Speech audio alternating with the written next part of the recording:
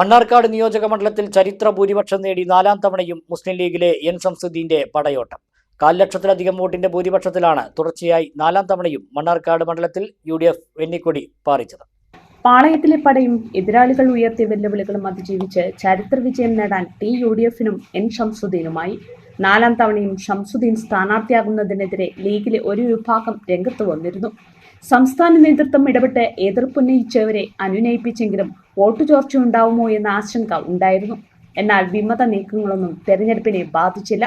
ഇടതുപക്ഷം പ്രധാനമായും ഉന്നയിച്ചത് പ്രാദേശികവാദവും വികസന മുരടിപ്പുമായിരുന്നു.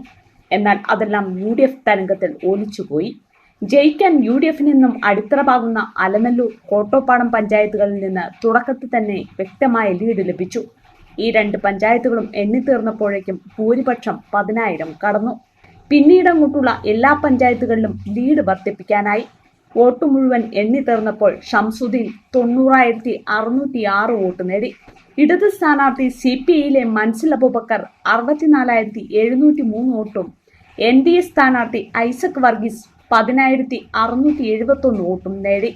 SDPI സ്ഥാനാർത്ഥി അക്ഷിത നജീബിന് 939 വോട്ട് ലഭിച്ചു. സ്വതന്ത്ര സ്ഥാനാർത്ഥികളായ P ശംസുദ്ദീന് 358 വോട്ടും അബൂബക്കറിന് 289 വോട്ടും ശംസുദ്ദീന് 257 വോട്ടുമാണ് ലഭിച്ചത്. നോട്ടയ്ക്ക് 958 വോട്ട് ലഭിച്ചു. തരുന്ന സ്വർണം നല്ലതും വിശ്വസിക്കാൻ പറ്റുന്നതായിരിക്കും. നമ്മുടെ കെൻസ ഗോൾഡൻ ഡയമണ്ട്സിലെ സ്വർണം പോലെ. Kenza golden diamonds, Kalladikode, Kottopadam, Elambulassery.